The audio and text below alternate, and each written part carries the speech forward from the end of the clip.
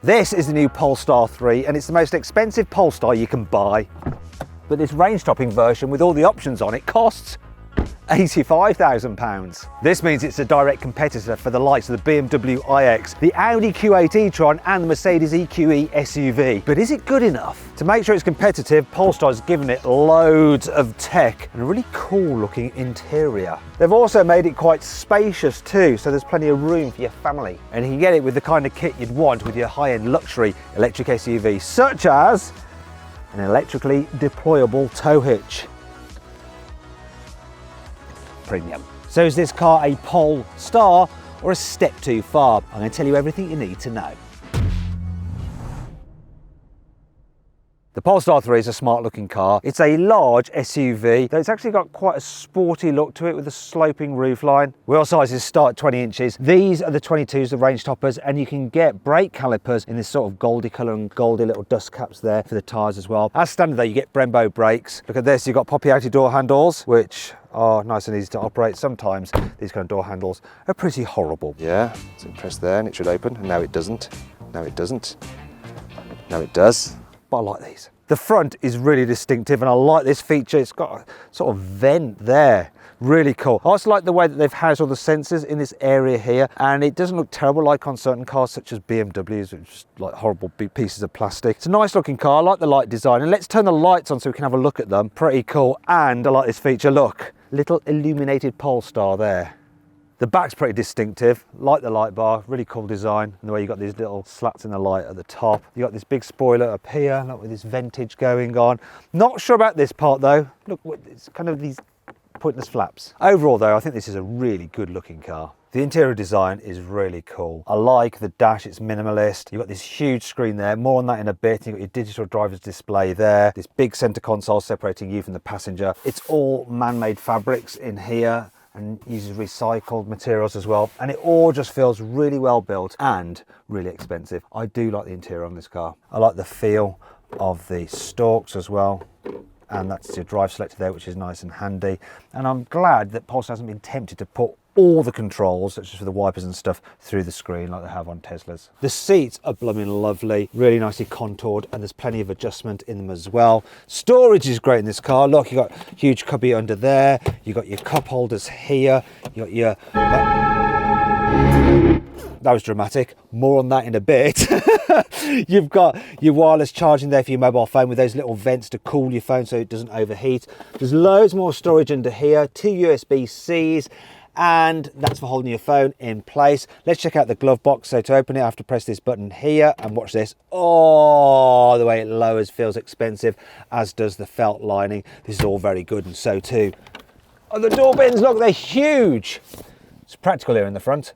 Here in the back seats, there is one small problem. It's this. The seat bases are quite close to the floor because of the battery pack underneath there, which means you don't have much under thigh support. Fortunately though, because there's lots of foot space and lots of knee room, you can stretch your feet out like that, so it is very comfortable. In fact, the backrests are quite reclined, which is nice, and there's plenty of headroom. I do think that the Kia EV9 feels more spacious, and if you want to see my full in-depth video review of that, then follow the QR code on screen now, or click on the pop-out button in the top right-hand corner of the screen. When it comes to carrying 3 people in the back at once, check this out, right? Look, come on, everyone in. So, bit tight maybe on shoulder room, but everything else? Yeah, pretty good. Yeah, pretty good, yeah. Pretty good. Other things I like, the fact that the rear windows go all the way down. You have big door bins here in the back. There's a couple of USB-Cs there as well, rear climate control and seat heating on the outer seats. Got easy access ISOFIX anchor points, which makes it very simple to fit a child seat in here. Fold this down, big comfy armrest and cup holders that are hidden. And we have airplane style folder pockets on the seat backs, really nice, as is the panoramic glass roof, which is standard on all models. However, there is something that I don't like so much. Unlike with something like a Mercedes EQE SUV, you don't have 3-way folding split seats. They're just 2-way, and look at this, the through loading is rather tiny. It's not great. The tech on this car is very good. The infotainment system runs Google and the screen is nice and sharp. The processor's zippy as well. To access the different menus, you press this and then you can go through different configurations and so on and so forth. One thing that is annoying that The climate control is done through here, so no physical buttons, which can be a bit of a faff, but you can use the voice commands through Google, your Google Assistant, like that, to ask the car to change various functions. I like the driver's display, it's nice and clear, and by pressing these buttons here, they look touch sensitive, but it's only for the selection choice there. You physically press them in to cycle through the different menus. Also, you can get the car with a heads-up display, and it's really nice and clear. There is a problem with this system though, and more on that in a bit. Boot capacity is 485 litres, which is a bit less than its main rivals. Now, you don't have a load lip to lift stuff over, so it's easy to slide yourself in and out, or your luggage in and out. You've got this divider that you can position like that, so you can make use of this and stop things sliding around. And there's other bits and pieces, such as tie-down points, there's nets, there's hooks, there's a 12-volt socket as well. Now, to fold down the rear seats, you have to do it from here. I like the way it flops down the front headrest, look. And then you have a nice flat low bay. In fact, it's so flat, I could definitely sleep in here. So if you wouldn't mind just touching the boot, I'll leave you for the rest of the review. Oh, actually, I need to tell you something else, okay? Unlike the BMW iX and Mercedes EQE, the Polestar 3 has a front boot. So there's somewhere to store your cables and stuff like that. Unfortunately though, the capacity is only 30 litres, so it's not as comfy to sit yourself in as the front boot on a Tesla Model Y. I don't know why you'd be wanting to do that. However, if you want to see my full in-depth video review of the Model Y, click on the pop-out banner in the top right-hand corner of the screen, or scan the QR code with your mobile phone to go watch it. Anyway, that brings us to 5 annoying things about the Polestar 3. You've got to be careful in using the door release, because if you don't get it right in the centre, you can end up snagging your finger and pinching it like he's pinching the skin. That happened to James. It hurt him. Poor James. Because this car is all about the Google, seems they've forgotten to fit Apple CarPlay. Apparently it's coming later, but I wouldn't hold your breath. And ha, Apple owners. To save space, or should that be money, there is no separate switches for the back windows for the driver, so they have to press this toggle switch like that to then lower the back window, look. That's all a bit ID3 from Volkswagen, that's the kind of Apple. This black plastic trim not only will scratch pretty badly, but it reflects terribly as well, so when you're driving along, you get all reflections from the surrounding conditions there and it distracts you. As I've already shown you, to open the glove box, you press a button on here. And if you want to adjust the steering wheel or the mirrors, you have to press that first, and then you can control them using this, okay? However, if I put the phone to drive, watch this, right? So look, those are those icons there. I'm going into drive. They have disappeared. So now, if I want to adjust those things, I have to go digging around in menus, settings. I mean, should you really have to do this? It's just too long-winded if you want to change the steering wheel or the mirrors or open the glove box when you're driving. Oh, another thing, there's no shortcut button for your driving modes. Instead you have to go into there, press drive, and then you can alter everything.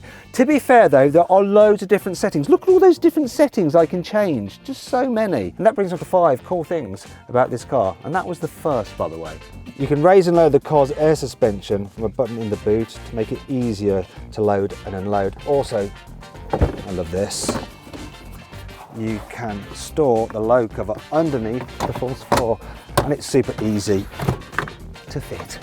You can get it with a Bowers & Wilkins stereo, which is incredible. So it's got 25 speakers. You get speakers in the headrest. It's a little tweeter up there on the dash, so it does reflect slightly in the windscreen, but I'll forgive it because you've got 1600 watts of power, and you've got Dolby Atmos as well. Have a listen to this, it's amazing.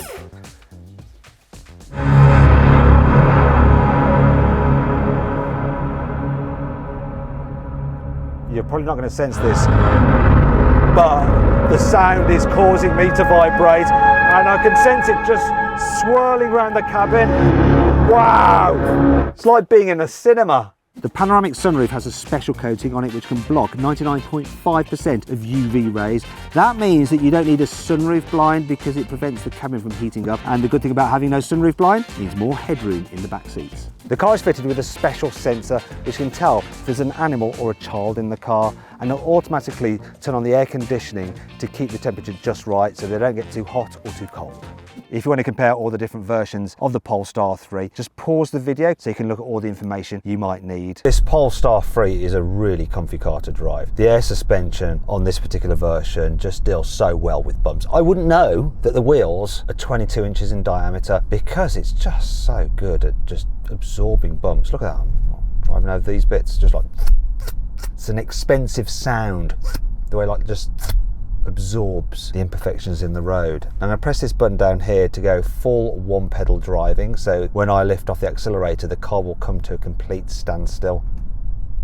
And it's quite abrupt, so you can basically just poodle around town without having to touch the brakes, which is a good thing, because I do find that these brakes are a little bit sensitive when you first touch them. So like there, it was a bit too grabby, especially when you've got the regen effect in maximum setting. Actually, as you go quicker, the brakes feel more natural. It's just at low speeds.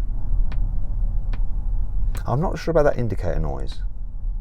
Even though this is a big car, it's quite easy to manoeuvre. Part of the reason is you've got a good driving position. The dash is reasonably low. Even though you've got this like sporty, steeply raked windscreen, you get a great view forward. You know where the corners of the car are. You've got big door mirrors, and the way they're positioned means that you get a little bit of visibility down there. So even though this pillar is really fat, the blind spot isn't that bad. Back windows are decent enough size. However, the rear pillar is quite thick, and so that does create a blind spot. You know, when you're filtering out of junctions or pulling out driveways and stuff, that can be a little bit annoying. Steering is nice and light. I've got it in its lightest setting, and to tell you the truth, that's how I keep it in this car all the time. The ability to just control it on the accelerator, it's not overly responsive. Yeah, when you put your foot down, it takes off. It's really natural feeling. You can just control it so easily. Like, look at that. This is one of the things I really like about electric cars, driving them around town. Now, one of the problems that you would have with a big car normally is the turning circle, like trying to turn a ship. But this is something like 11.8 meters, which is better than its German equivalent, such as the BMW iX and the Audi Q8 e-tron. So I'm going to do a U-turn here. I'm going to press this button to get my cameras up, and the cameras are really good quality.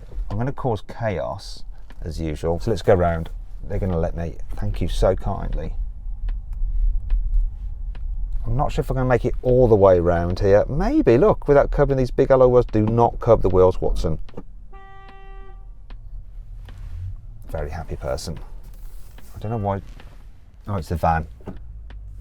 No, I'm going that way. See, she's kind.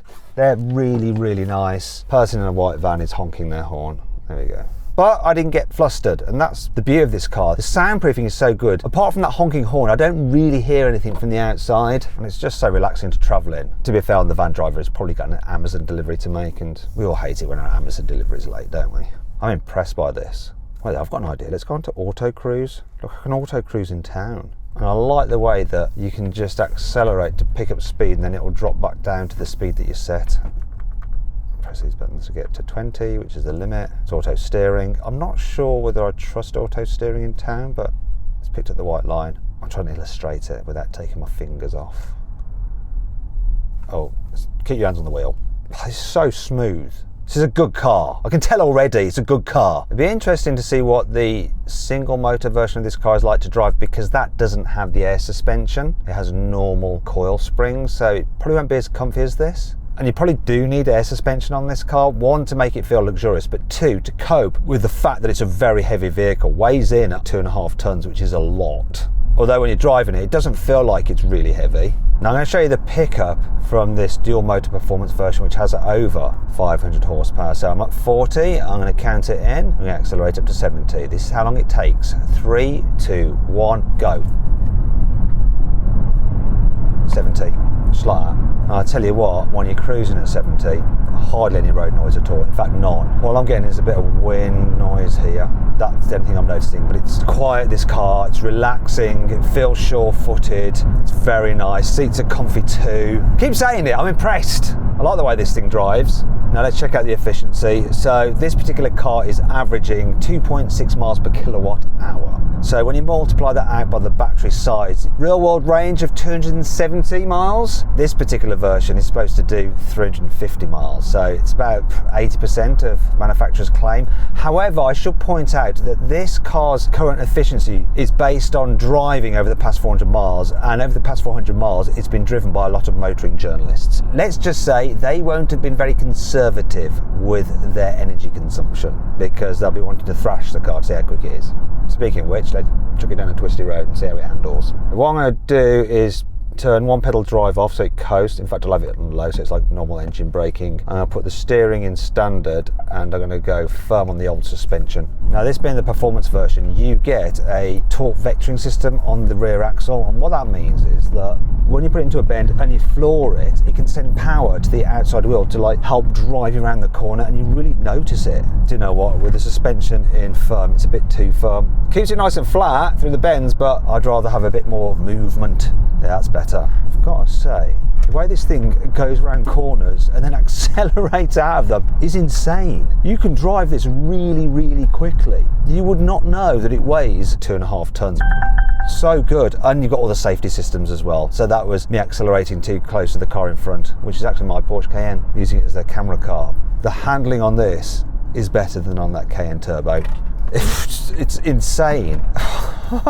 I am surprised. The steering's a little bit dead, you don't get much feel through it, but that's the only complaint. The grip, the poise, the confidence this gives you, wow. I say again, I'm impressed. I do think a BMW iX does have a slightly more neck snapping acceleration to really like blow your mind. And if you want to see my full in-depth video review of that car, click on the pop-out banner, follow the link in the description below. But in some ways, the more progressive feel to this is just nicer.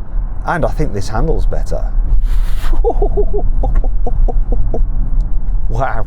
Right, let's see how quick this car is from 0 to 60 miles an hour. So, specialist timing gear here, left foot on the brake, floor the throttle, release brake.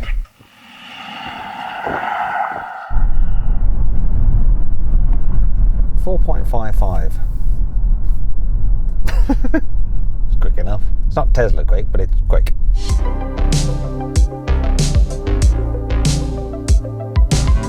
So then, what's my final verdict on the new Polestar 3? Should you avoid it, consider it, shortlist it, or just go right ahead and buy it?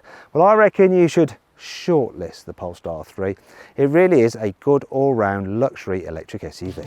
I hope you enjoyed the video. If you did, give it a like. Let me know what you think of it in the comments below. Click on the video windows for some more videos and on the CarWow logo to see how much you can save on your next car. Thanks for watching.